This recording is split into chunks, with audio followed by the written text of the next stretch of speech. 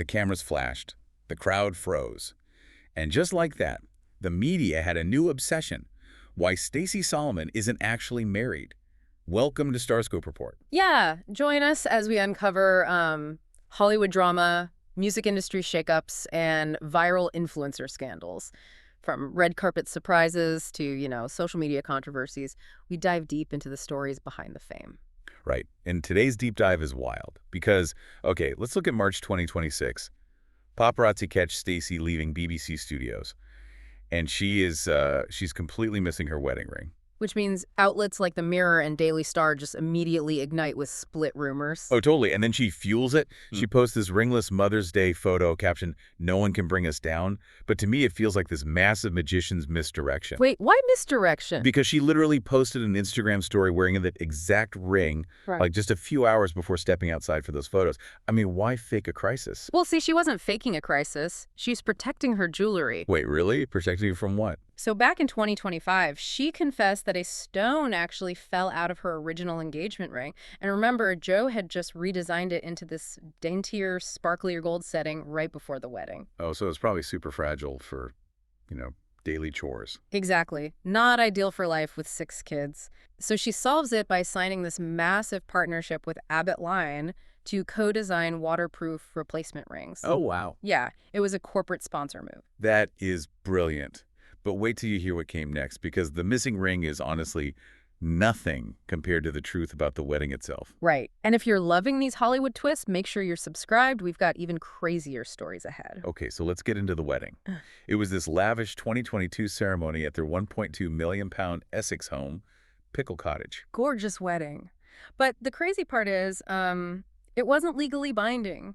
I know. I mean, how do you host a massive wedding and not actually get married? It all comes down to the fine print of UK law. So according to gov.uk, getting legally married at a venue requires a civil ceremony license.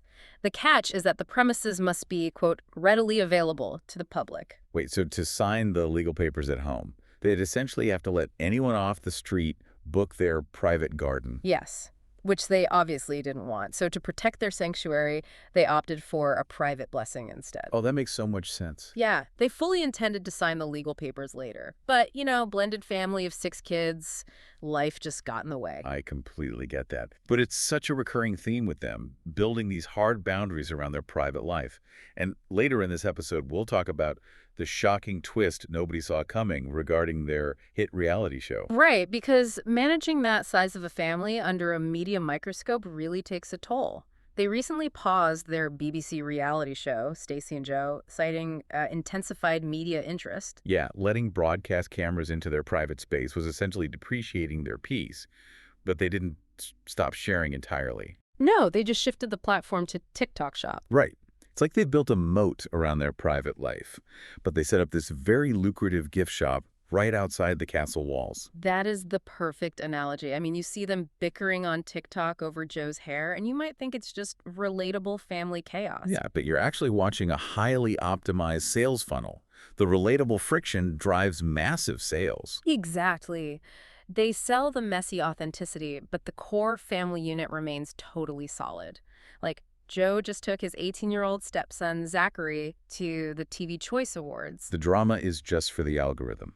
The reality is so much more secure. For sure. Stay tuned and hit that subscribe button so you don't miss what's coming next. Which really brings us to a crucial thought about how we consume celebrity culture.